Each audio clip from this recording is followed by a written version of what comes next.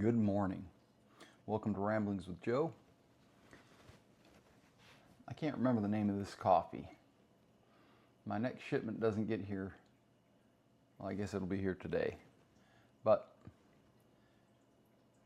I bought a bag to kind of fill in, and I bought some African coffee, and on the bag it said fruity notes. I've never really been able to detect fruity notes until this coffee, and it hit me like a ton of bricks. So I'm not very fond of fruity notes, it turns out. And the wife pointed out to me yesterday when we were talking about this coffee, she said, we've tried some medium roast with fruity notes and we didn't like that either. So it's not bad coffee. It's just I prefer my coffee without fruity notes, which is kind of strange because, as I recall, the Rwanda had fruity notes, hints of chocolate, and absolutely deliciousness. Anyway, this is good coffee. I won't buy it again. It was very expensive. I bought it at a retailer called Sprouts, and they're kind of high dollar. They've got some very specialty items and a lot of organic stuff, and I thought I'd give it a shot, but I don't know where the bag is. Anyway, not my cup of coffee, except for this morning it is. I have an early day today, so I'm going to make this kind of a quick one. I'd like to talk about immigration again. I have a friend on Facebook that we were talking about it a little bit last night. We've talked about so many political things in the past, but last night I posted on Facebook the pie chart that I created with Grok, and it was basically 50% of the pie chart was dedicated to the illegal immigrants working in America, as Grok or other people would call it, undocumented. The other half was unemployed. And it wasn't a perfect 50-50, but it was close enough where my point was obvious. And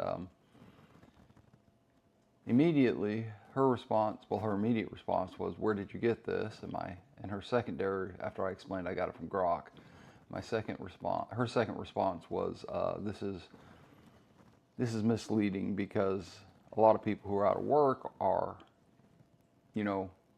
engineers or whatever." Factory workers, and again, during this conversation, albeit a short conversation, she brought up the idea that they're doing jobs that Americans won't do. And that's true. They are doing jobs Americans won't do. But let's finish the whole sentence.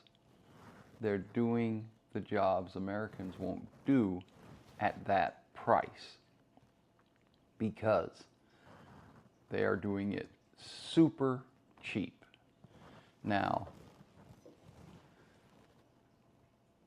the idea that we're giving perfectly fine jobs to immigrants who will do them when Americans won't, at a price that Americans won't do it at. But I promise you, if you offer enough money to do that job, Americans will take it. And this is just out and out proof that illegal immigrants drive down wages of Americans. Now, yesterday I said I don't have anything against illegal immigrants. I don't blame them for doing what they're doing. And yes, the real fault lies at the employer. And I've had conversations with family members about that particular issue before. And one of the things that I believe would really help is if you took, let's say ICE goes into I don't care, pick a establishment, into a farm, okay? ICE goes into one of these big farms that has 30 illegal immigrants. This is systemic. This is not we accidentally hired an illegal immigrant. This is we're hiring these guys because they're dirt cheap and we can get away with it. If ICE goes in there and brings, I don't know, some other branch of law enforcement with them, and they start rounding up the illegal immigrants, tell you what, instead of deporting them, let's give them the farm they're working on. Let's punish the owners, in this case probably a corporation, by taking their property. I mean, the government likes to take property. How about we take property from someone who is evil enough to create a class of people who get paid less than the rest of Americans, no benefits, and they just reap the rewards. How about we do that? I bet the problem will go away pretty quick. I bet the problem will dissipate in a matter of a month or two. It was just a thought I had a long time ago about solving immigration problems, illegal immigration problems. Illegal immigrants. They have broken the law. They've done something illegal. It's not someone who drives a car and doesn't have a license. They are called an unlicensed driver. They are undocumented, but they are in the middle of an illegal act. They are an illegal driver. I mean, it's pretty simple. I might be having second thoughts about this coffee. The more I drink it, I think this is my third cup. It is very good coffee. I think I'm just not a fan of fruity notes, which is strange because I thought that would have been right down my lane, right where I would want to be, but my tastes are changing. Going keto has really changed a lot of how I feel about tastes. I eat 0 sweets now. Last weekend we broke our diet, and I'll tell you this, when you do break your diet and you come out of keto and you have some, and I mean we went hard. We went deep into the paint on that one. It was a rough week getting back under control, the rebound effect of eating all those carbs, but kind of coming out of it now, coming out of the fog of carbs, and it's better for me not to eat carbs. There's no doubt about that. It's definitely better for my weight. So I just want to touch base on that particular topic this morning. Also, I don't think there's a job that's beneath America. I think that the jobs that people claim are beneath Americans are just not paying enough to get them, because we're not going to let each other starve. So yeah, we might have to pay 10, 15 cents more for a peach or a pear or a tomato. I don't.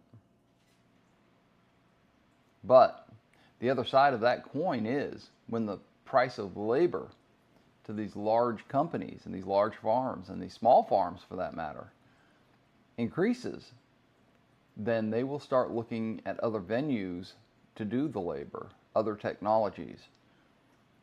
So I've always had, my point of view has always been that illegal immigrants doing cheap labor has stifled the advancement of farming technology. My opinion. But I think that once we solve the illegal immigration problem, I think this will be borne out. As far as this amnesty thing, it doesn't work. It doesn't work because as soon as an illegal immigrant is now given amnesty, and becomes either a green card holder or a full-blown citizen, the price of that labor just went up, because now they have to report what they're doing to the IRS. And the price of that labor just went up.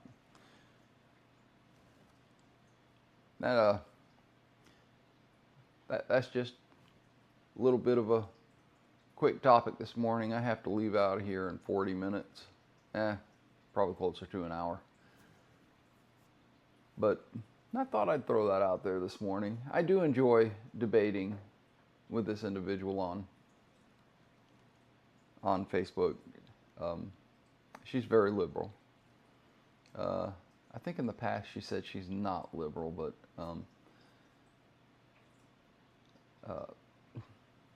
from my point of view, she's very liberal, and I'm sort of a centrist conservative. Still looking for a home, Mr. Musk. Just saying. Hopefully you can create a party that I can join and be completely happy with. You know what? To heck with completely happy. A party I can join and be semi-happy with that is run with ethics. I am quite happy that you called out the president on this big bastardized spending bill. Bastardized. Is that a word that I have to... I think I better click that one. I think that is a curse word. I don't know though. Maybe not. Man, we'll find out. It's Monday. For those of you that live in gentler climates, enjoy your gentle climates. For I know that during summer months, you have lower temperatures, but you pay for it during those winter months. Today in Georgia, we're going to have a 0% chance of rain. This morning, the low will be 73.